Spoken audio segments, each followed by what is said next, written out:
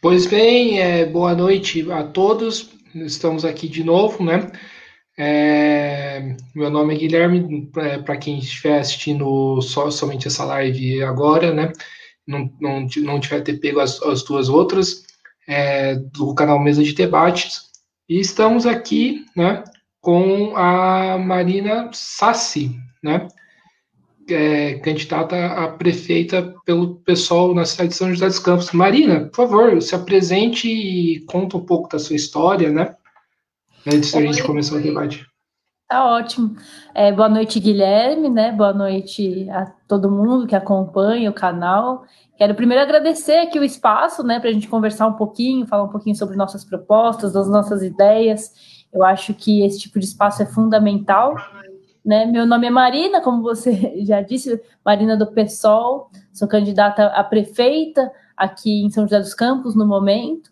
Tenho 31 anos, sou mãe, sou metalúrgica, né, e sou feminista, eu digo também. Então a gente atua nos movimentos sociais, atua nos sindicatos, e acredito que é o momento da gente expressar essas lutas que estão na cidade inteira, em vários pontos, as lutas por moradia, as lutas por melhores direitos, elas precisam estar expressas também na Câmara e na Prefeitura.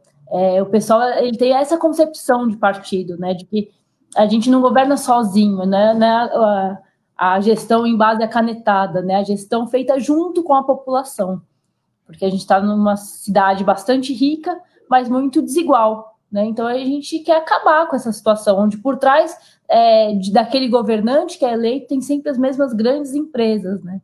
Então, inclusive, a gente diz que a gente quer construir uma São José para a maioria. E para isso é preciso coragem para mudar. Né? E essa coragem vem justamente da força coletiva, das lutas, das mobilizações. Perfeito. Começando as perguntas, é, é impossível a gente não falar sobre pandemia e Covid-19, né?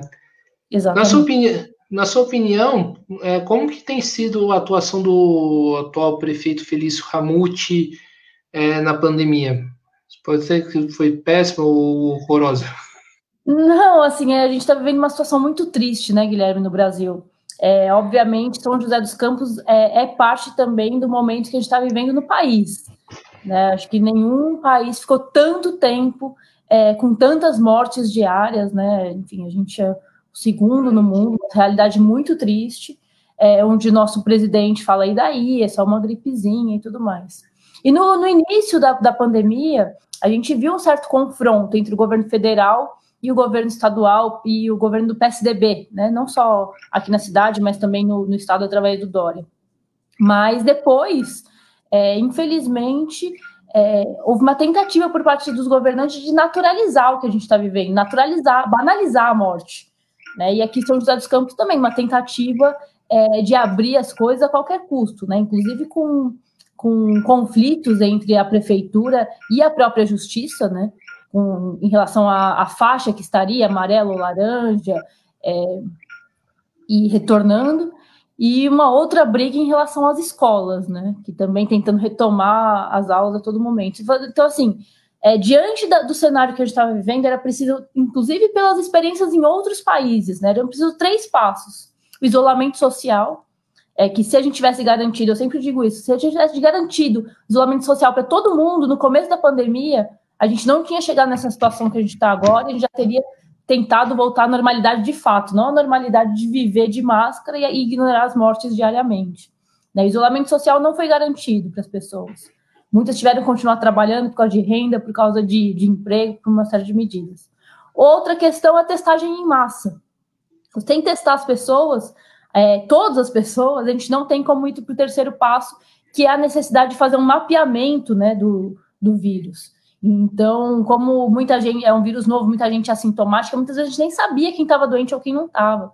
Testava só casos suspeitos, e mesmo assim com muita dificuldade, né? Então, sem esses 3 passos, eu acho que é impossível dizer em uma boa gestão em relação à pandemia. É uma realidade triste, mas eu acho que é preciso a gente falar isso, né? É preciso, inclusive, eu sempre presto minha solidariedade aos familiares, aos amigos das vítimas que a gente perdeu. Aqui na nossa cidade foram mais de 450 pessoas, é muita coisa. E essa solidariedade, ela vem também com uma questão propositiva, para que a gente não veja mais esse tipo de situação, né? Então, eu acho que daqui, inclusive, mesmo na situação que a gente está hoje, daqui para frente, é necessário de fazer testagem em massa e mapeamento, né? Porque eles falam em isolamento vertical, mas como é que você vai fazer um isolamento vertical se você não sabe quem está contaminado ou quem não está? Né? É preciso a gente fazer muito teste. Infelizmente, isso não é feito. Então, acho que foi Marina, ainda nessa questão do Covid-19, existiu um certo confronto, né, entre o prefeito, o Feliz Ramute, e o Dória no primeiro momento, né? Pode-se dizer que o Felício esteve mais alinhado na postura da pandemia com o governo Bolsonaro, porque acho que é importante dizer isso, porque, por exemplo, candidato como, por exemplo, o Anderson Senna, tenta se contrapor ao Felício, mas a gente sabe que eles estão do mesmo barco, né? Sim. Eu queria que você comentasse um pouco sobre isso. Não, acho que isso é importante, né? Eu falei sobre a questão da diferenciação do governo estadual, né, com o federal, mas não entrei nessa questão, que eu acho que ela é fundamental, né? Realmente existe. Ele se alinhou em um momento mais com o governo federal do que com o próprio partido dele, que é o PSDB. Né? Inclusive, tem um artigo que saiu no Vale, onde ele acusa o Dória de ser tecnocrata, né? Que ele não fazia política. Isso, em essência, o que ele estava querendo dizer é o seguinte: a gente não tem que se basear nas evidências científicas, precisa fazer política, né? Precisa, na prática, que ele estava falando assim, precisa fazer as pessoas irem para as ruas. Acho que isso é um problema bastante grave. Eu acho que ele não chega a ser tão escancarado quanto o Bolsonaro, até por uma questão de perfil mesmo, mas realmente a política, na prática, é bastante parecida. Né? É interessante a gente trazer isso, porque em nenhum momento ele foi diretamente crítico ao governo Bolsonaro, às políticas que ele tomava, né? Inclusive em relação, como eu disse anteriormente, a questão das escolas, o retorno ou não, ele chegou a falar assim, eu vou estar alinhado com isso, mas sem criticar, né? Então, assim, eu acho que a postura de uma autoridade, seja qual for, mas principalmente de um prefeito, também formar opinião, também conscientizar a população, né? E em momento algum ele fez isso, né? Em momento algum ele criticou, falou assim, isso aqui é o que está acontecendo, é muito sério, né? Pelo contrário, eu acho que tende a minimizar os efeitos, né? E apesar de dizer que não, eu acho que é isso, a banalização da morte, a banalização da doença das pessoas, a banalização do sofrimento, isso é muito triste. Certo. E já que você falou que as pessoas não tiveram condições de fazer a quarentena, você acha que o governo do Bolsonaro contribuiu em relação a isso? Eu acho que existem dois aspectos, né, quando eu falo que aqui a gente não fez a quarentena. Uma é uma questão ideológica, né, existe infelizmente um avanço de um setor negacionista, né, que nega a ciência, que nega as evidências, com discursos absurdos do tipo, enfim, de que isso era fake news, de que, enfim, que são pessoas que muitas vezes iam para as aglomerações venerar o presidente, né? Pessoas, aqui em São José dos Campos, carreata. Eu falo que foram as pessoas que foram buscar o vírus, foram até fazer acampamento em Brasília, depois vieram para cá fazer carreata, pedir para as pessoas não fazerem isolamento social. Hoje mesmo eu estava no Calçadão fazendo campanha, e o setor mais uma vez bolsonarista, fazendo agitação nas ruas sem máscara, entendeu? Um verdadeiro absurdo. Eu acho que existe esse aspecto, né, de pessoas que negam essa questão, que negam a doença, que negam a necessidade do isolamento. E um outro problema também muito sério, e eu acho que o governo Bolsonaro contribuiu para os dois, é o fato das pessoas muitas vezes entenderem a gravidade da situação, não quererem ir para as ruas, mas precisarem fazer isso por uma falta de base econômica mesmo. As pessoas, assim, 99,9% da população precisa trabalhar para garantir a comida em casa, entendeu? Precisa trabalhar para garantir o pagamento das contas. E não houve nenhum tipo de política que respaldasse os trabalhadores. Mesmo aqueles, né, que têm carteira assinada, CLT, tiveram seus direitos cortados, mas principalmente quem trabalha na informalidade, aqueles que são autônomos, né? A renda básica federal, ela saiu por R$600, mas, na verdade, por uma pressão muito forte da oposição. Inclusive, o meu partido, o PSOL, teve um papel fundamental nisso, né? Porque a proposta do governo Bolsonaro era de R$200, né? E mesmo depois de aprovado 600, agora reduz pela metade, 300. E a perspectiva é que para o ano que vem não tenha nada de auxílio, né? Então, assim, sem dinheiro, como é que as pessoas ficam em casa?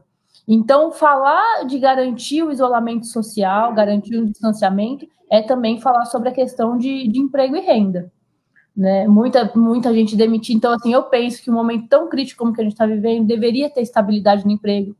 As pessoas não poderiam ser demitidas, a menos em casos extremos, entende? E para aqueles que estão na informalidade, daqueles que são autônomos e tal, garantir uma renda básica mesmo, para que essas pessoas possam sobreviver e fazer o isolamento. Então, assim, resumindo, são essas duas questões, né? Não, eu acho que o governo Bolsonaro, o tempo inteiro, ele foi contra o isolamento social, principalmente por essas duas bases, né? A questão negacionista da doença e a questão de não garantir a renda das pessoas. Certo. Agora, mudando um pouco de questão, vamos falar um pouco de questão de desemprego, né? Que é uma coisa que está pegando muito para muitos trabalhadores. Na sua opinião, como que se combate o desemprego em São José dos Campos, né? O que a gente tem que fazer para combater esse problema que atinge bastante os milhares de pessoas, não só em São José, mas no Brasil inteiro? Sim, eu acho que o governo, ele tem, principalmente federal, né, mas também o municipal, tem também uma culpa muito grande nisso, né? Não houve nenhuma tentativa de aprovação de medidas que garantisse a estabilidade no emprego, seja qual for. Então, tem casos extremos. Eu, por exemplo, trabalho na Embraer, né? E a gente está acompanhando, foram 2.500 demissões, 1.600 através de um PDV em base a muito assédio moral, onde as pessoas... PDV é plano de demissão voluntária, só que a gente brinca que foi um PDE, plano de demissão eletivo, né, onde é isso, assim, com inclusive várias denúncias no Ministério Público e mais 900 demissões diretas. Então, no total, são 2.500 postos de trabalho fechados. E, assim, a Embraer, ela demitiu mesmo recebendo dinheiro público, porque ela é financiada pelo BNDES. Né? Então, assim, você imagina só, em uma empresa que recebe dinheiro público, a gente não tem a estabilidade no emprego, as outras empresas se sentem no direito de demitir a qualquer custo, né? Então, eu acho que tem esse peso da falta de tentativa de medidas para garantir a estabilidade no emprego. Eu acho que existe um problema de serviço público, né? É preciso fortalecer os serviços públicos, assim você gera emprego imediatamente na construção estrutural das coisas, ou seja, se você constrói escolas, prédios de hospitais e tudo mais, são pessoas empregadas imediatamente para construir isso, mas também em perspectiva, né, com abertura de concurso público, e ali você vai ter segurança, professor, médico, enfermeiro, né, e além dessa questão dos empregos diretos, também um favorecimento do bem-estar do conjunto da população, né, e por último, a questão da renda básica. Eu falei sobre ela a nível federal, mas eu defendo também já que não existe, né, uma renda básica municipal. É possível fazer isso, né? Inclusive, não só por conta da pandemia, por conta da crise imediata, mas São José dos Campos, mesmo sendo uma cidade muito rica, é também uma cidade muito desigual. Então, mesmo a gente produzindo avião, fazendo refino de petróleo, sendo referência tecnológica em vários aspectos, ainda existem pessoas que vivem na miséria, com uma renda abaixo de R$150 por mês. Então, assim, de forma imediata, é possível pegar 1% do orçamento da cidade, que não é quase nada, certo? E acabar com a miséria da nossa cidade. Então, eu penso nesses três pontos: luta por estabilidade no emprego, fortalecimento dos serviços públicos e garantia de uma renda básica imediatamente. Certo. E já que você tocou na situação da Embraer, Na sua opinião, o que o prefeito deveria ter feito em relação à questão da Boeing, quando a Boeing desistiu de comprar a empresa? Qual que deveria ser o papel do prefeito, mas também de outros poderes, como o governo federal, o governo estadual? Que é um Sim. problema que a Embraer é um problema que atinge bastante a nossa cidade. Sim. O problema. Peraí, rapidinho, desculpa É, interromper. E qual que seria o programa do pessoal em relação a essa questão? Eu acho que seria tá importante ótimo. conversar. Sim. Eu ia começar, na verdade, daí, né? A gente está vendo essas 2.500 demissões agora, mas o problema da Embraer vem de anos, né? Vem de muitos anos, aliás. A gente defende uma empresa estatal. A Embraer ela foi privatizada em 94. Muitos acreditam que isso foi fundamental e foi bom para a empresa, né? Mas o problema é que é o seguinte: desde que ela foi privatizada, ela continuou sempre recebendo dinheiro público. O que foi privatizado foram os lucros dela, né? Essa é uma questão. E, enfim, após a sua privatização, ela tomou um rumo que eu acredito que não é um rumo que beneficia necessariamente os brasileiros e a nossa região, e a região que ela está inserida. Né? Então, por exemplo, em 2015, a montagem da linha executiva, né, que são os jatos de luxo, né, aquelas coisas que a gente vê em filme, foi transferida para os Estados Unidos, né, também impactando aqui. E a partir do momento em que houve, né, a tentativa de venda da empresa para a Boeing, a gente se posicionou contrário a esse processo, justamente porque a gente ficaria ainda mais vulnerável aos interesses do imperialismo norte-americano. Né? Então, nesse momento, o prefeito foi lá, foi para a mídia dizer que isso seria bom e que não sei o quê. O problema é o seguinte: a partir do momento em que não foi mais vantajoso para a Boeing comprar a Embraer, ela não hesitou em jogar o prejuízo nas nossas costas. E aí eu falo tanto prejuízo financeiro, em que foi gasto R$ 1 bilhão para reestruturar a fábrica. Eu mesma saí de uma unidade e fui para outra, tem vários exemplos nesse sentido, porque teve que dividir, eles iam pegar só a parte comercial, né? A Embraer faz 3 coisas: a parte de defesa, que é a parte militar, comercial, que são os aviões que a gente conhece e anda, e o executivo, que são esses jatos de luxo. A Boeing queria pegar só o comercial.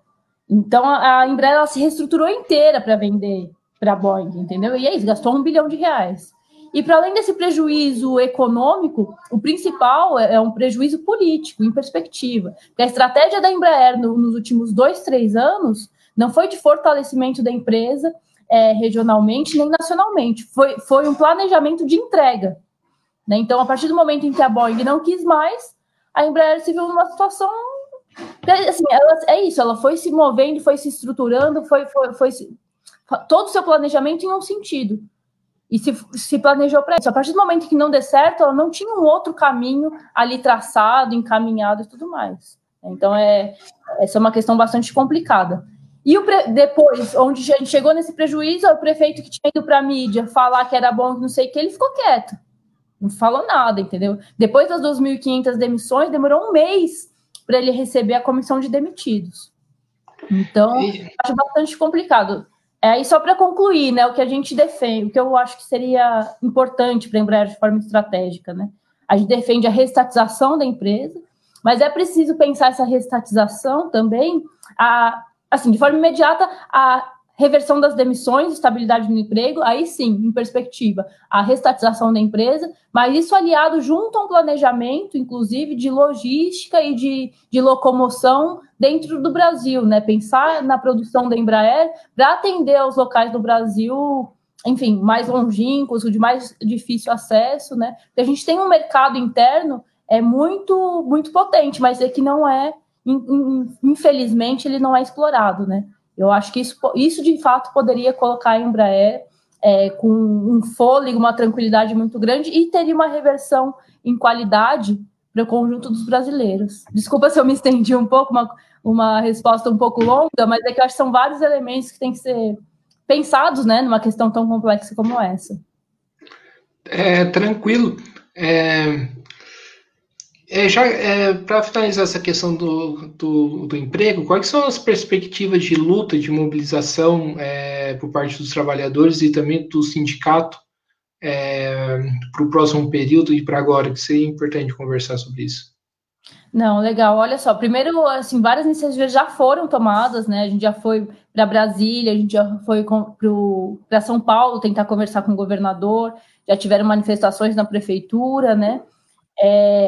Mas a luta continua. Imediatamente tem uma carreata em defesa do emprego que vai acontecer na sexta-feira agora, à 1h da tarde, né? Mas existe um processo judicial rolando para tentar reverter essas demissões. E também uma articulação, a gente ainda não vai deixar isso de lado, a gente não vai aceitar que uma empresa que recebe dinheiro público vá demitir, uma articulação também no Congresso Nacional. Né? Isso é um pouco mais difícil, porque, por exemplo, audiências públicas não estão acontecendo por causa do coronavírus e tudo mais, né? Aí, enfim, a perspectiva é que não retome, assim, pelo menos nesse próximo mês. Mas existe uma comissão de trabalhadores formada pelos demitidos, são metalúrgicos, por engenheiros e por técnicos, né? É o pessoal que está muito mobilizado, são os trabalhadores mesmo, não é o sindicato que está fazendo uma luta de forma isolada, são os trabalhadores que formaram essa comissão, enfim, e estão tendo esse tipo de iniciativa. Cobrando posicionamento, inclusive, dos candidatos aqui da prefeitura, foram na porta do debate, cobrar quem são os candidatos que estão comprometidos com essa causa, entendeu? Foram em vários espaços fazendo reunião com as pessoas para, primeiro, acho que é um passo importante, conscientizar o conjunto da população da necessidade da gente discutir isso e depois a gente ir para todas as esferas cabíveis de luta em defesa do emprego. Certo. E quais são as perspectivas da sua candidatura? Já saindo do debate das questões de problemas e falando da sua candidatura. Tá ótimo. Eu fiquei muito feliz, né? Saiu a primeira pesquisa agora essa semana. Eu digo assim, a primeira vez que eu saio enquanto candidata, né? Já me envolvo em política há bastante tempo, né? Seja através de sindicatos, seja através das lutas sociais, mas nunca saí como candidata, né? E aceitei esse desafio agora porque tem uma visão muito crítica do momento histórico que a gente está vivendo, que significa o governo Bolsonaro e todo esse movimento que se diz, né, conservador e tudo mais. Então, a partir do assassinato da Marielle Franco no Rio de Janeiro, né, eu acho que, enfim, a gente está no momento em que a gente precisa reagir. E essa luta também, essa reação muito forte, foi o que me deu coragem, né, as mobilizações do Ele Não e tudo mais. Então, assim, como eu disse, é a primeira vez que eu saio candidata, então não era uma pessoa muito conhecida, né? Sou conhecida na categoria metalúrgica, nas lutas que eu tenho mais inserção, mas não no conjunto da cidade. E na primeira pesquisa que saiu, né, da primeira eleição que eu faço parte, a gente já parte aí de 2,6%. Acho que é algo pequeno, mas expressivo. Né? E é importante lembrar que a pesquisa eleitoral é uma fotografia. Né? E as eleições elas são muito dinâmicas, a gente sabe que as coisas mudam muito rápido. Né? Então, mesmo com todas as dificuldades que eu aponto, são falta de debate, a Globo, por exemplo, cancelou o debate, que eu acho que é um espaço democrático importante, que foi cancelado, pouco tempo de televisão, pouco dinheiro, né? E mesmo pouco dinheiro que não é destinado em comparação às outras candidaturas, por questões burocráticas, com muita dificuldade em receber.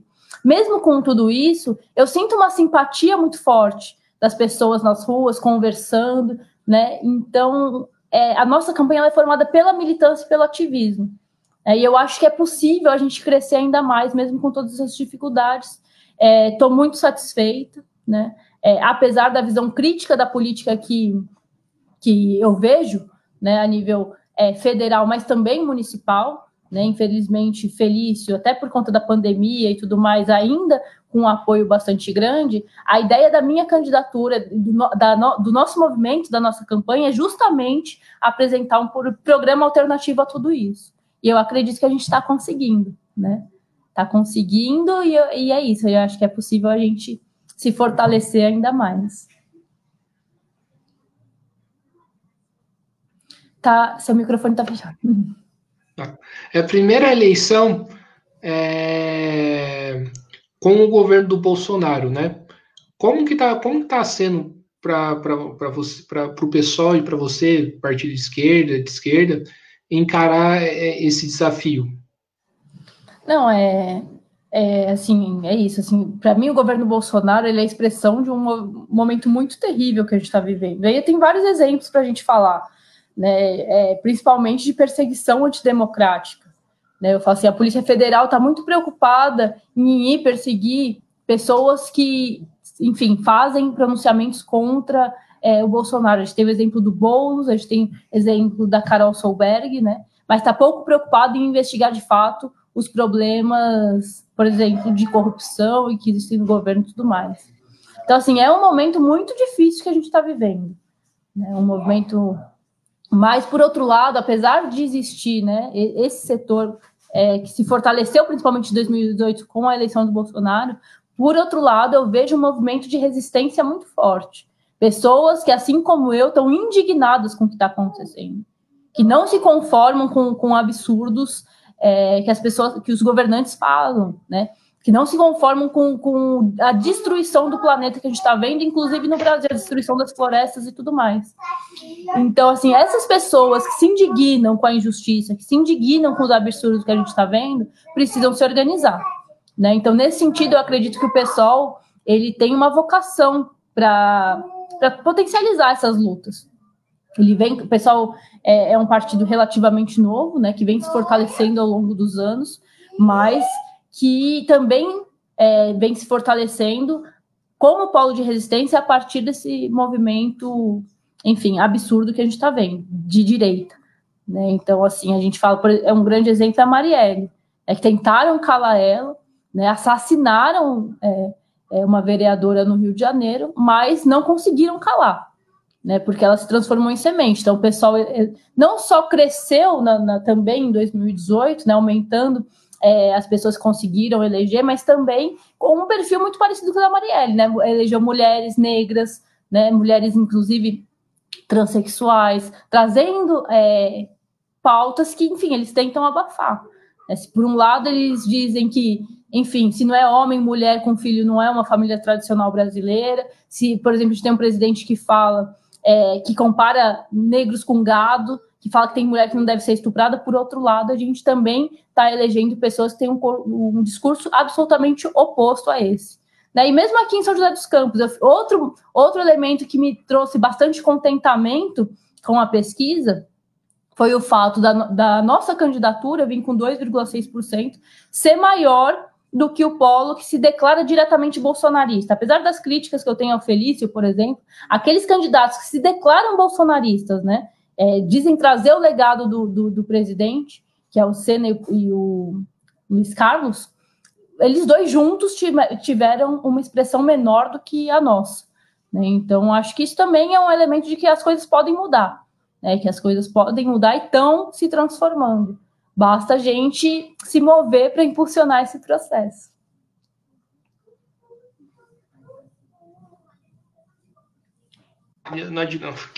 O Boulos tem sido, né, a sensação, né, das pesquisas eleitorais de São Paulo, né, em terceiro lugar, e com um número bastante considerável de votantes. Acho que é algo que é bastante histórico, né? Como que qual que é o papel do PSOL em organizar essas pessoas e transformar o voto, né, em organização e em luta?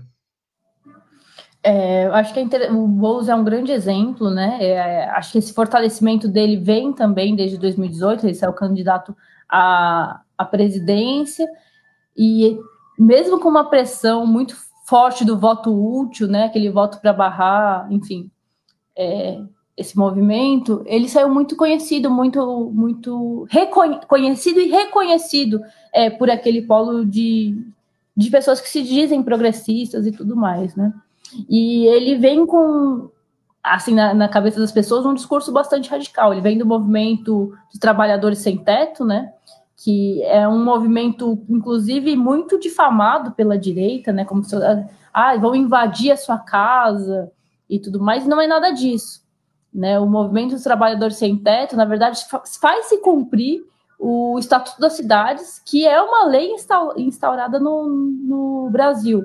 Né? Estatuto das Cidades que ele fala, olha, Porque, assim, a propriedade privada, é uma garantia constitucional, mas ela não é absoluta, né? A propriedade privada no Brasil, ela precisa servir a uma função social. Então, o que o Estatuto da Cidade fala?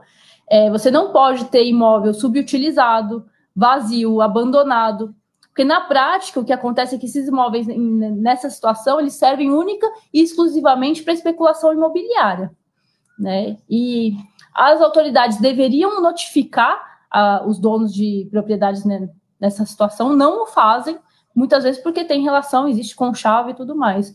E o movimento, enfim, Sem Teto, Sem Terra, faz esse tipo de mapeamento e ocupam, né, espaços, como eu disse, abandonados. Né? Não é, por exemplo, a sua tia que tem uma casa que aluga e é parte da renda dela, né? Não é isso. Né? Então, assim, esse trabalho de base, ele é fundamental. Né? Mas acho que a luta por moradia é um dos aspectos da luta que o pessoal traz. Não só, não apenas em São Paulo, mas no Brasil inteiro. Né? O pessoal está instaurado em vários tipos de luta, né? No movimento sindical, como eu disse, em defesa dos direitos dos trabalhadores, essa é uma coisa que está sendo muito atacada. Né? O Bolsonaro falou, direito ao emprego. Na prática, a gente está vendo tirar direito e tirar emprego. Né? A luta das mulheres, né, pelos seus direitos, a luta dos negros e negras, a gente viu os atos antirracistas e antifascistas, que eu acho que muito inspirados nos Estados Unidos, né, mas também com um questionamento muito forte a situação que a gente está vivendo no Brasil, o movimento das LGBTs, de moradia e, assim, e tantos outros, né? Então, assim, para nós, esse processo eleitoral, esse processo de disputa que a gente está vivendo nesse momento, não está descolado dessas lutas de base. Justamente o oposto. É justamente por estar muito colado nessas lutas que a gente acha também que a gente precisa trazer esse debate agora para a eleição. É porque não existe essa dicotomia. Né? Quem tem interesse em deixar essas coisas absolutamente distantes, sem nenhuma relação, é quem está na situação hoje, né? São os governantes de direita, aqueles que pensam nos grandes empresários, aqueles que já têm dinheiro, né? Que é o setor que, inclusive, durante a pandemia, teve o seu capital crescendo. Né? Enquanto muita gente está indo para a miséria, passando necessidade, entrando no desemprego, tem um outro setor que está, enfim, fazendo sua fortuna crescer ainda mais. Então, para questionar essa lógica, é que o pessoal coloca suas candidaturas a serviço da maioria e daqueles que estão em luta. Sim. E como fazer com que uma candidatura se ligue aos processos de mobilização e luta que acontecem na cidade, mas também no país inteiro?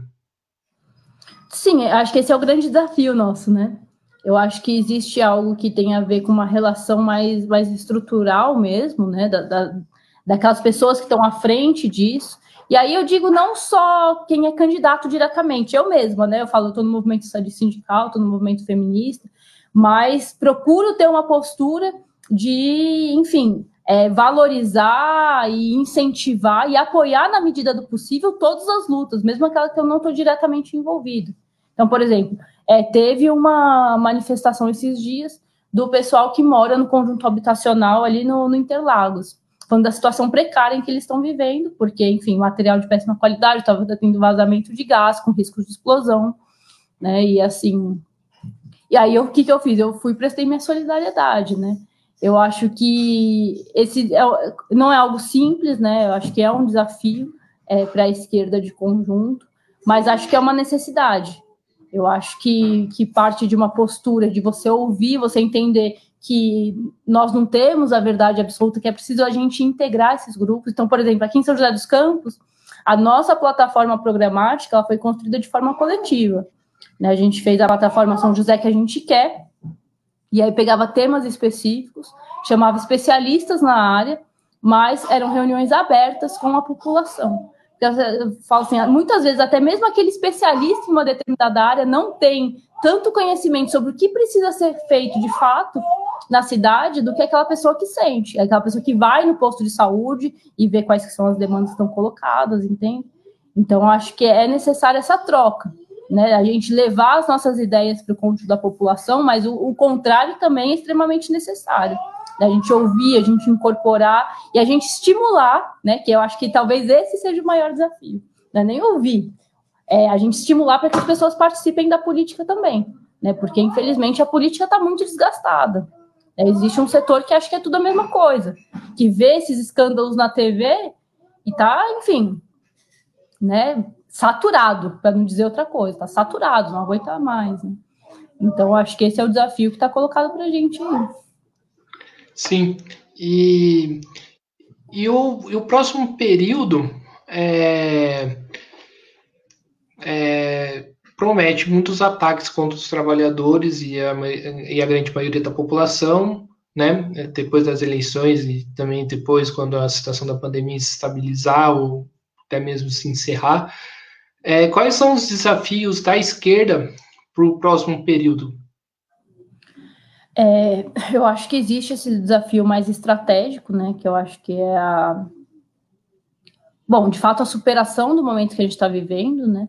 E acredito que, de fato, a derrota, não só do Bolsonaro, mas de todo o movimento que ele representa, ele vai vir da luta e da organização da classe trabalhadora. Isso talvez possa parecer um pouco abstrato para as pessoas, né? Mas vários momentos históricos no Brasil foi isso que a gente viu, né? A superação da ditadura veio, né, com os movimentos, principalmente ali no ABC, mas no Brasil inteiro, da greve dos metalúrgicos, né, da classe trabalhadora de forma organizada. Eu acho que esse é um desafio que está colocado para nós, né? Superar o Bolsonaro e o bolsonarismo. Mas existe uma questão imediata também, que é a pandemia, né? E aí a gente está falando sobre, enfim, acho que todos os temas, eu acho que isso é afetado. Tem a questão que a gente já conversou um pouquinho aqui agora, que é o problema de geração de emprego e renda. É uma situação emergencial, limite, que as pessoas estão precisando. A gente não pode ignorar isso. Mas quando a gente vai discutir saúde, como é que vai ficar a saúde agora? Quando a gente vai discutir educação, né? Então, precisamos pensar num plano de recuperação da aprendizagem, né? A gente está, infelizmente, por conta do posicionamento do governo, falando se a gente vai voltar para a escola hoje ou amanhã, mais do que isso, a gente precisaria estar pensando agora. Como que a gente vai voltar quando tiver vacina? Porque, assim, para a vacina chegar à grande massa, demora, né? Então, para voltar com segurança, a gente vai precisar de reforma estrutural. Não pode ser que uma sala de aula tenha 40 alunos. Então, vai ter que ter mais sala de aula, professor para dividir essas turmas. Além dos professores para dividir essas turmas, pensar naqueles que são um grupo de risco, que não vão poder retornar. Então, abertura de concurso público, né? Então, assim, eu acho que todos esses desafios estão colocados em várias áreas da sociedade, né? E eu acho que para a gente fazer esse planejamento, a gente vai ter que ter um envolvimento da sociedade, né? Que hoje na verdade, um movimento que se confronta com a maioria dos governos que estão aí. Mas a partir do momento em que a gente elege, né, de fato, governantes de esquerda, né, comprometidos com essa causa, acho que é possível fazer uma movimentação em conjunto da prefeitura junto com a população e os trabalhadores para pensar nesse planejamento do ano que vem, né? Acho que o ano que vem a gente precisa pensar como que a gente vai fazer as coisas, são questões bastante centrais na vida de todo mundo. Sim. Para finalizar essa conversa, você falou da questão da pandemia, do problema. O PSOL tem feito alguma medida para que o Bolsonaro pague pelas mortes da pandemia, que ele foi o principal responsável, na minha opinião? Sim, eu acho que o principal julgamento do Bolsonaro vai vir com a história, né? O que está acontecendo está marcado, né? Assim, a gravidade da crise que a gente está vivendo é a maior crise sanitária, política, econômica, com certeza, da nossa geração, né? E como a gente acabou conversando aqui um pouco, a responsabilidade muito grande do governo federal, mas não só dele. Então, assim, existe um julgamento histórico que vai ser feito. Isso independe da nossa vontade. Esse julgamento vai ser feito. A história ela é implacável nesse sentido. Os números dizem por si só, né? Mas eu acho que existem uma série de iniciativas que a gente tem que tomar nesse momento, né? De questionamento às políticas adotadas, né? De questionamento, inclusive, recorrendo aí aonde for possível a fóruns internacionais e tudo mais. Mas, infelizmente, né? Esse tipo de iniciativa mais imediata está sendo sufocada, né? Porque a oposição ainda não é do tamanho que deveria ser. E o que falta para a oposição ser do tamanho que deveria ser? Eu acho que é justamente o que a gente estava conversando, esse trabalho de base, né? Essa conversa, essa necessidade de transformação da consciência coletiva da população. Isso não é feito com mágica, isso é feito com muito trabalho, com muita disputa política, ideológica nas ruas, e é isso que a gente está fazendo nesse momento, tentando, né? E acho que é importante a gente falar sobre isso, né? Porque é isso, assim, a eleição ela não é um fim em si, mas é um momento muito importante de disputa, dessa disputa política e ideológica na sociedade. Né, assim, é um momento fundamental. Eu falo não só nas prefeituras, mas nas bancadas de vereadores, né? Porque eu acho que existe sim esse desgaste com o bolsonarismo, mas ele não vai vir sozinho. É preciso incidir nessa crise, né? Sim. Agora, mudando um pouco de assunto, qual que é a importância que você vai dar na importância dos setores LGBTs, das mulheres, dos negros na sua candidatura? Eu acho que essas questões, na verdade, elas são permeadas, né? Na verdade, todos os outros problemas, todos os pontos da sociedade são permeados por essas questões. Né? No nosso programa de governo, a gente tem pontos específicos tratando sobre a questão de mulheres, sobre a questão dos negros e negras e das LGBTs. Né? Mas, assim, as mulheres, por exemplo, elas não são algo descolado da sociedade. Né? Então, por que eu estou falando isso? É importante a gente tentar refletir, quando a gente vai discutir educação, como que a gente vai fazer para tentar diminuir a desigualdade de gênero? Na educação você pode discutir exatamente gênero nas escolas, você pode discutir violência doméstica, você pode... Na saúde, você precisa, enfim, responder às demandas específicas da mulher. Então, combater a violência obstétrica, né? Garantir o que está, inclusive, previsto por lei hoje, que mulheres que precisam fazer aborto em caso de estupro, feto anencéfalo ou risco de morte à mãe, de fato tenham esse direito, porque é um direito que está colocado na lei hoje, mas não está colocado na prática para muitas mulheres. Então, como que a gente vai fazer com que, enfim, a saúde local garanta esse direito na prática? Né? Enfim, assistência social. Como é que você vai responder a uma mulher que vive um ciclo de violência, muitas vezes, como você vai fazer para romper isso? Então, a gente tem esses pontos específicos, eu acho que tem várias questões programáticas que a gente pode colocar, mas é preciso também ter essa visão mais totalizante e global, né? Por entender, por exemplo, que o machismo, né, o racismo e também a LGBTfobia são elementos estruturantes da sociedade, elas estão colocadas em vários pontos. E aí tem várias propostas concretas para combate imediato, né? Mas o nosso horizonte é um horizonte de transformação da sociedade, onde esses elementos estruturantes não estejam mais colocados. Esse é um desafio bastante grande, mas é extremamente necessário. Sim, e dessa maneira que você coloca, a gente conseguiria travar um combate em torno dessas questões contra o governo Bolsonaro? Eu acho que isso já está sendo feito até, inclusive, né? Porque apesar de a gente estar vivendo, né, nesse momento, uma eleição municipal, tem questões que são, como a gente está falando da pandemia, por exemplo, que são muito... A gente não é uma ilha, né? Os municípios têm uma conexão com a política nacional. Né? E eu vejo um desgaste, sim, apesar de uma tendência à manutenção, né? Porque acho que a pandemia ela fez isso, pelo fato, né, de a gente ter ficado trancado dentro de casa, né? Por meses, estamos ainda, pelo fato dos governos locais terem que ter medidas mais imediatas, inclusive com o recebimento de verba para isso e tal, eu acho que isso, infelizmente, favoreceu a situação quem está na situação dos municípios. Mas, ao mesmo tempo que existe isso, eu acho que existe um enfraquecimento do movimento bolsonarista. Então, a gente estava falando, por exemplo, das eleições da pesquisa eleitoral que teve aqui em São José dos Campos, onde aqueles que se declaram diretamente bolsonaristas tiveram uma votação menor do que a nossa, né? Então, assim, quando a gente discute na eleição municipal também a necessidade da gente ter uma saúde que garanta plenamente todos os direitos das mulheres, as especificidades das LGBTs, né, as especificidades dos negros e negras, isso é também um questionamento ao governo Bolsonaro, né? Porque você garantir condições básicas para para toda a classe trabalhadora, você combater a desigualdade social e aí também combater dessa forma o machismo, o racismo e a LGBTfobia, eu acho que são também, com certeza, uma forma de questionar a política do Bolsonaro. Eu acredito que isso, com certeza. Exato.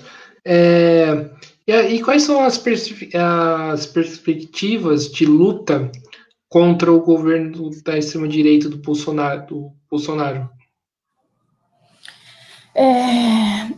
Eu acho que, assim, quando a gente começou na pandemia, assim, né, ver a situação no mundo inteiro, houve uma dúvida de alguns se, de fato, né, a classe ia reagir a tudo que a gente estava vivendo. E, rapidamente, a gente viu que sim. Né? Não só no Brasil, mas eu falei o exemplo dos Estados Unidos, e aqui no Brasil também. Né? Então, a gente já teve, acho, um levante importante, que foram aí as manifestações antirracistas e antifascistas, né?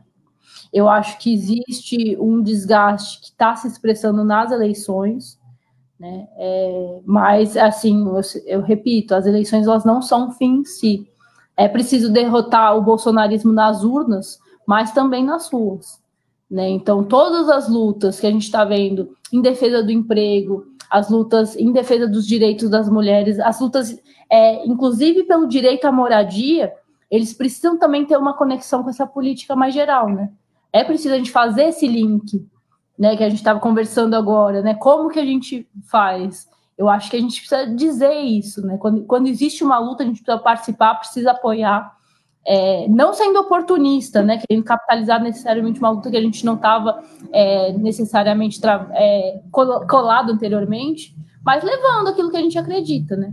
Dizendo o quanto a política do Bolsonaro é um entrave para aqueles que estão lutando. Aqueles que lutam em defesa do emprego hoje, ele querendo ou não, a política bolsonarista vai contra ele.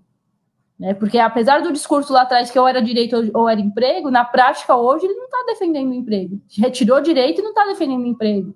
Então a gente precisa fazer essa conexão, né? Então acho que tem essas esferas aí. Sim. E qual que é o papel, e o que a esquerda está fazendo para isso? Bom, eu acho que a esquerda ela tem várias esquerdas, né? Acho que eu gosto de falar em esquerdas. Existe, infelizmente, um setor da esquerda que aposta unicamente na eleição. Né? Existe isso. Mas o PSOL, que é o partido que eu faço parte, o partido que eu defendo, né, que eu acho que tem uma política coerente nesse sentido, é um partido que está muito inserido nas lutas regionalmente. Né? Então, acho que como que a gente faz isso? É participando das lutas, incentivando os trabalhadores a lutarem, incentivando os trabalhadores a se mobilizarem. Na minha opinião, se a gente não chama a classe trabalhadora para esse movimento, se a gente joga todas as expectativas unicamente para o voto, eu defendo muito o voto, eu acho que o voto é muito importante, mas ele não é a única esfera de luta. E se a gente não chama essas pessoas para a luta também, eu acho que a gente está afadado aí ao fracasso. Né? Então, inclusive uma polêmica dentro da própria esquerda, isso. Sim, hoje, já que você falou de chamar as pessoas para a luta, hoje a gente escuta um bordão que eu particularmente detesto de escutar, do famoso pobre de direita, que o pobre votou no Bolsonaro e agora o pobre tem que pagar pelas consequências e tudo mais. Você acha que tá acontecendo um distanciamento de setores da esquerda com a massa da população? Assim, falando em esquerdas, né? Esquerdas. Eu acho que existem diferentes níveis, assim. O tamanho de uma organização, de um movimento, também é bastante determinante para saber o quanto, de fato, ele vai refletir a realidade, né? Um movimento muito pequeno, infelizmente, tem um grau de isolamento que acho que muitas vezes acaba atrapalhando eles, inclusive, na política, né? Mas eu acredito que assim, algumas coisas são um pouco estáveis, assim, né? Então, as lutas sindicais, por exemplo, acho que estão colocadas aí, eu acho que tem, apesar de um desgaste, um peso bastante forte. Eu acredito que existem movimentos que estão ganhando mais força pelo momento que a gente está vivendo. Por exemplo, a luta por terra, é também uma questão muito conectada com a luta em defesa do clima, né, que sempre existiu, não é que é algo, assim, o ecossocialismo, por exemplo, não é algo novo, exatamente, mas eu acho que a gravidade do momento que a gente está vivendo coloca uma evidência maior, né, eu acho que colocam ali é isso, assim, uma gravidade que eu acho que mais pessoas tendem a perceber isso, né? Então, assim, se há anos a gente fala que existe problema da água, que existe problema do aquecimento global e tudo mais, hoje as pessoas estão vendo as florestas serem queimadas, entende? Então, eu acho que existe, sim, um crescimento desse polo de resistência, mas ainda insuficiente, né? Voltando sobre o que a gente estava falando no comecinho, acho que é ainda insuficiente, a gente precisa crescer mais. Se a gente não crescer mais, a gente não vai mudar essa situação que a gente está vivendo. E como que a gente faz para superar a visão de alguns setores da esquerda possuem em apostar tudo no voto em 2022? Inclusive, eu acho que isso se mistura muito com a questão da tática eleitoral, né? Algumas pessoas vêm perguntar, né? Não seria melhor sair junto? Eu acho que depende, né? Isso é muito tático. Aqui, por exemplo, a gente preferiu sair com uma candidatura própria, né? Que tem um centro em bater na direita, na extrema direita, né? Bastante claro. Mas, assim, o fato da gente sair, enfim, não estar coligado com outros setores, eu acho que é também para trazer esse debate, né? Isso que a gente está conversando aqui sobre as diferentes esquerdas, eu não acho que é algo que está consolidado para o conjunto da população. Acho que para a maioria das pessoas existe a direita e existe os vermelhos, que é tudo a mesma coisa, entendeu? E eu acho que isso é feito assim, com muita paciência, com muito trabalho de base, com muita conexão com as lutas, né? Não adianta só o discurso, né? A prática é fundamental. As pessoas verem você junto ali na luta é uma coisa que às vezes tem muito mais peso do que você ficar discursando e tudo mais. Então, acho que existe esse espaço de disputa mais geral, mas eu acho que o trabalho de base, né, o trabalho sistemático, acho que e a experiência, né? E a experiência que as pessoas fazem. Acho que isso é interessante. Certo. Como que, já que a gente está falando sobre esquerda, como que a gente faz construir uma esquerda que supere os erros do petismo? É interessante a gente falar isso, né? A primeira vez que eu votei no PT foi no segundo turno em 2018, né? Muitas pessoas que hoje estão no exato oposto, né? No antipetismo, né? Que eu acho que o antipetismo, na verdade, carrega ali um sentimento que é muito anti-esquerda, né? O pessoal fala antipetismo, mas eu acho que isso é muito, assim... Eu tiro assim, eu sou dirigente sindical, né? E eu vejo, às vezes, pelo fato de você ser sindicalista, você é petista e se você não vale nada, né? E aquilo que às vezes você vai discutir sobre os problemas que existem no governo, seja qual for, você pode estar falando de corrupção, pode estar falando de ataque a direitos trabalhistas, qualquer coisa, a resposta é e o PT? Né? E o PT, e o PT. Então, assim, eu acho que esse movimento antipetista, eu não vejo como um movimento progressista, tá? Progressivo de qualquer forma. Eu acho que a luta central, né, é contra a direita e a extrema-direita, esse movimento conservador reacionário que a gente está vendo, mas a superação, né, assim, o balanço crítico do que foram os governos do PT são muito importantes, né? Enfim, houveram ataques importantes, né? Durante, enfim, todos os anos de governo do PT.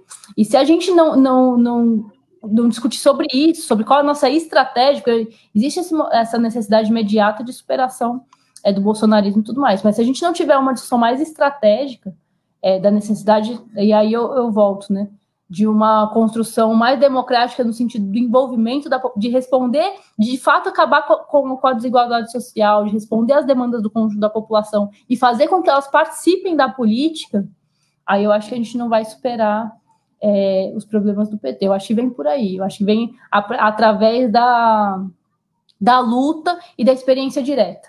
Eu acho que esse é o central. Eu acho que é fazendo o balanço do que foram os governos, com certeza, mas o central é fazer a experiência direta, chamar as pessoas para a luta, chamar as pessoas para se mobilizar. Eu acho que passa por aí. E o PT foi foi marcado por fazer coligações, inclusive, com partidos da direita, que fez com que ele caísse na lógica do toma lá, tá cá, né? Além de se aliar com grandes empresários e tudo mais. Como que a esquerda, por exemplo, a esquerda precisa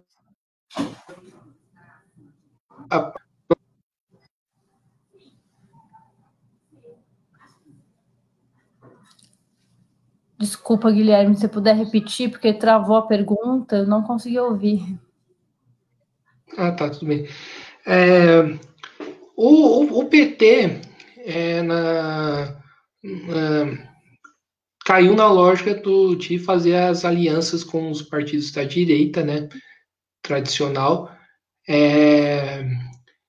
e também de ter inúmeros vínculos com grandes empresários na época do governo Lula e também na época do governo Dilma, né? Como que a esquerda que está fora do PT consegue superar esses erros? Eu acho que essa é uma questão que está colocada a todo momento para nós, né? Essa pressão para a gente fazer aliança com diversos partidos da direita, acho que inclusive ocorreram nessas eleições também, né? E é isso, a gente precisa conversar. O que foi, por exemplo, o impeachment? O impeachment da Dilma, né? Tudo bem, eu fui muito contrária a ele, né? Acho que, na verdade, foi um marco para que a classe trabalhadora de conjunto fosse cada vez mais atacada. Acho que o governo Temer abriu aí a porteira para uma situação bastante complicada que a gente está vivendo hoje, mas é preciso a gente fazer também um pouco desse balanço, né? Por que o Temer era o vice? Né? Por que ele assumiu pelo impeachment, né? Então, essas alianças anteriormente, acho que cobraram um preço. Infelizmente, não existe um balanço. Aí eu falo PT, tá? Mas eu falo a direção do PT. A direção. Não existe um balanço crítico de todo esse período. Inclusive, nessas eleições, não é só que se aliou com partidos da direita, com partidos da burguesia. Né? Teve local onde foi aliado do PSL. Então, uma mesma coligação do que o PSL. Assim. Então, é uma coisa muito difícil de entender e de aceitar. Né? Eu penso que, de fato, a saída, a transformação da sociedade não tem atalho, não tem caminho mais fácil. Às vezes você fala, vamos votar no menos pior. Né? Eu acho que fazer isso pode dar uma sensação de que você vai estar melhorando as coisas imediatamente, mas eu acho que, na verdade, atrasa mais esse processo de superação. Né? Atrasa mais a construção das lutas que a gente estava dizendo. Né, atrasa mais tudo isso. Então, assim, eu acho que uma coisa assim, unidade de ação. Então, vou ter ali um projeto que vai ser aprovado. Uma coisa é isso. Aí você se alia com todo mundo, que se é um ataque à classe trabalhadora, todo mundo que tiver contra tem que se unir. É o caso, por exemplo, das demissões da Embraer aqui. Todo mundo que está contra pela reversão das demissões da Embraer, eu acho que tem que estar junto. Beleza, vamos lá. Outra coisa são as eleições e os projetos mais estratégicos. Eu penso que isso vai vir com a classe trabalhadora se organizando e lutando. Enfim, não sei se é exatamente essa pergunta que você me fez, mas eu acho que passa muito por aí isso. Sim.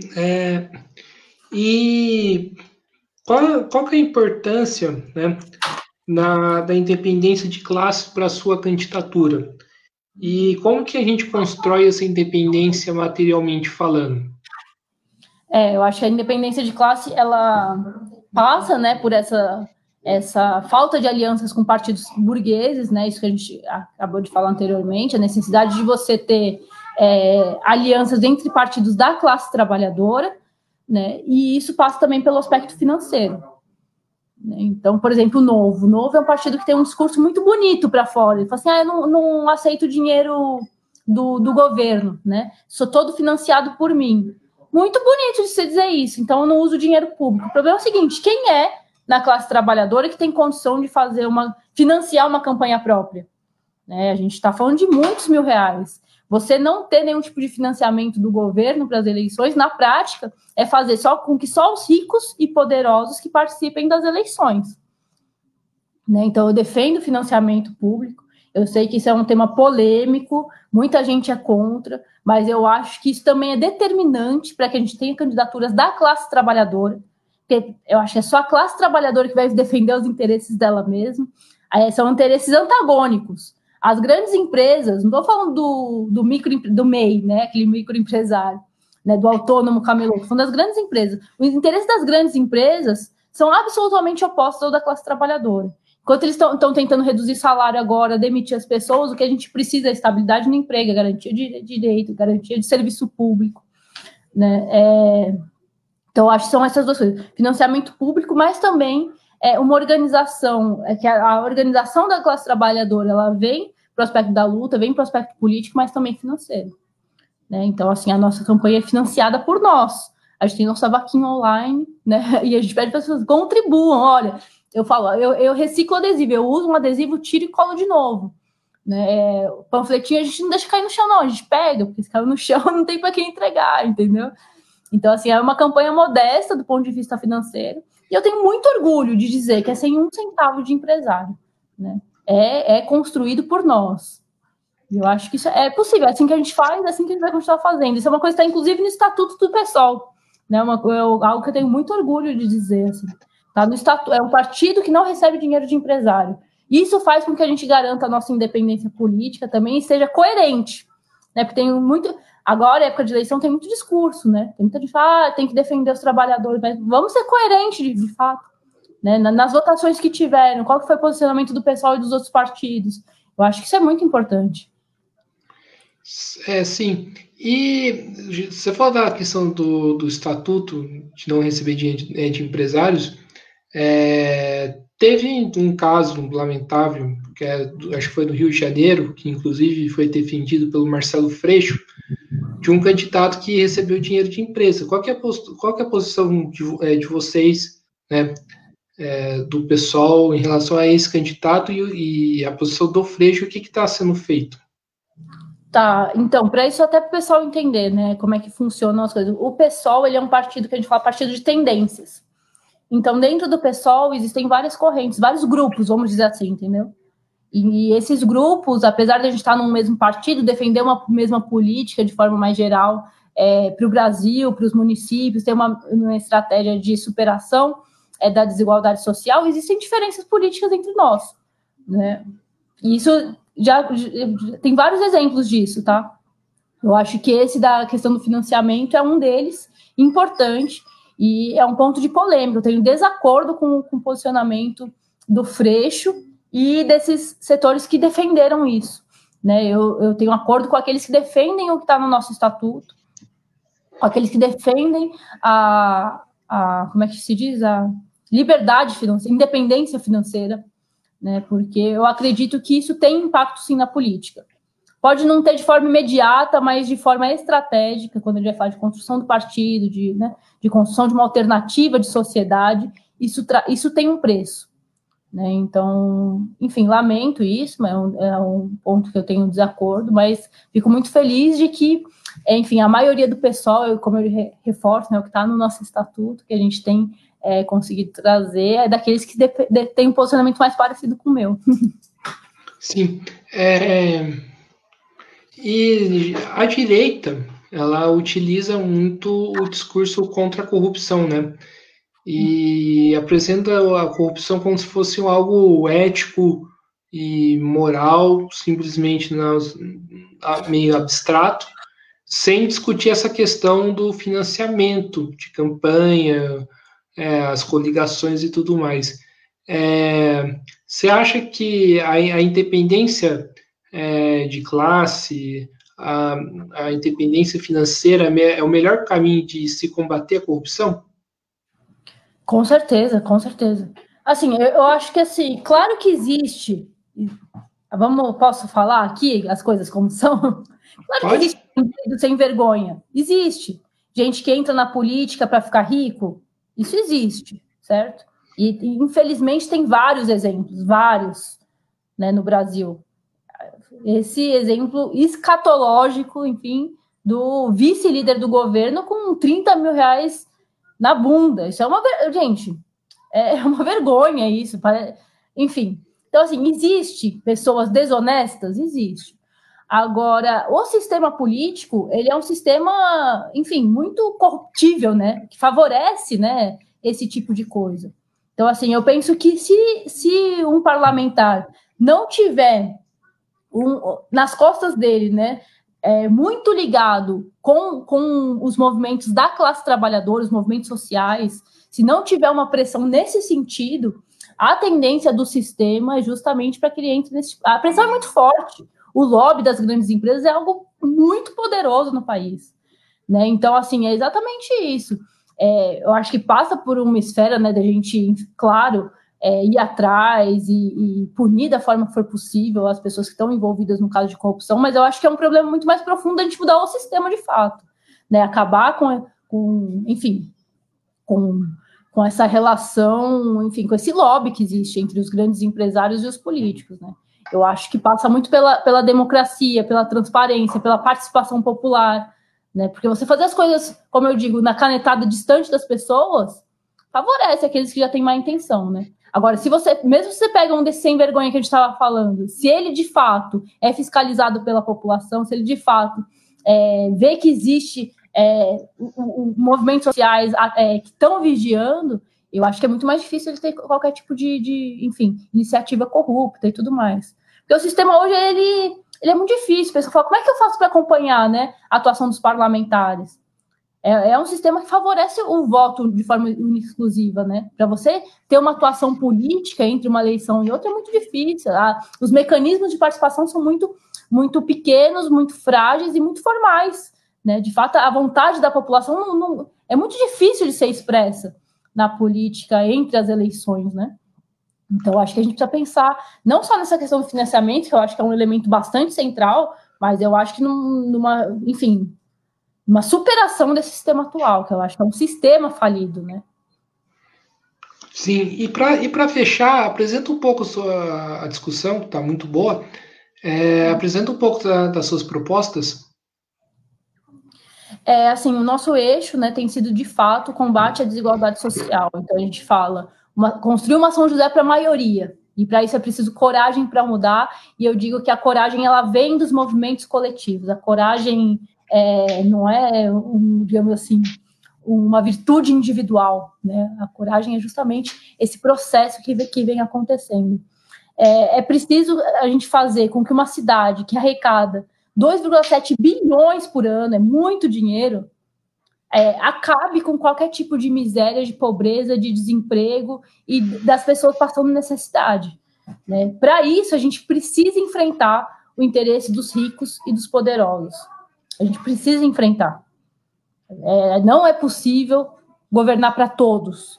A gente precisa governar para a maioria, para aqueles que precisam, não para os empresários. Não é possível governar para os grandes empresários, especialmente agora na pandemia.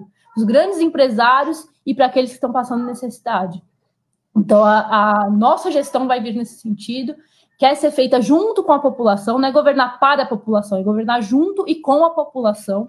E aí, para fortalecer os serviços públicos, né, fortalecer a saúde pública, a educação, uma educação que seja uma educação questionadora, que tenha liberdade de cátedra, que favoreça o pensamento crítico, né, mas fortalecer também a seguridade social, né, enfim, fortalecer os serviços públicos, eu penso que é muito, muito estratégico. E acabar com todas as faltas de demandas básicas. Não pode ter gente sem moradia, não pode ter gente sem energia, água, e mesmo internet. Eu ouso dizer que a internet diante do momento que a gente está vivendo, um item essencial também. Então, imediatamente, instaurar a renda básica emergencial, que acaba com a miséria, mas partir para, inclusive, uma superação disso, para que a gente tenha uma renda básica para todos aqueles que estão desempregados, fortalecer os serviços públicos e pensar na maioria da população. Acho que é isso. Sim. Marina, eu quero agradecer por ter participado. Essa foi uma iniciativa para poder dar voz para a esquerda, né? Porque nas eleições a esquerda normalmente tem pouca voz, o pessoal tem pouco tempo de TV, o pessoal pode participar dos debates, mas tem partidos como o PSTU que ficou de fora, né? E acho que é importante dar voz a esses setores. E amanhã vai ter um debate com a Raquel de Paula, né, do mesmo formato que eu fiz com você, vai ser às 8h30, e agradecer, e pode fazer as considerações finais. Não, acho que eu gostei bastante da conversa, né, acho que, inclusive, por a gente ter um tempinho a mais, a gente consegue se aprofundar em alguns temas que, às vezes, mesmo nos poucos espaços de debate que existem aí, colocados, né, na eleição hoje. Então, acho que entramos em temas importantes. Quero agradecer aqui pela iniciativa. Eu sei que esse tipo de coisa dá trabalho, né, Guilherme, fazer, é questão de se organizar, agendar, preparar, acho que é fundamental. E dizer, né, para poder concluir, que eu estou bastante esperançosa com a nossa campanha. Acredito que é possível a gente incidir e fortalecer o polo de resistência, o polo dos indignados, daqueles que não aceitam injustiça. Acho que a gente está fazendo isso na eleição. Reforço aqui, acho que para uma primeira candidatura, a gente partir na primeira pesquisa com 2,6% não é pouca coisa, mas esse movimento acho que pode e deve crescer ainda mais. Depende da participação das pessoas. Então, chamar aqueles que se interessaram, né, se identificaram com um pouco do que a gente disse, para nos procurar nas redes sociais, se envolverem na campanha, seja nas panfletagens físicas, seja na distribuição de conteúdo de forma virtual, ou seja ajudando também no financiamento, para a gente garantir a nossa independência financeira, que é o que garante a nossa independência política.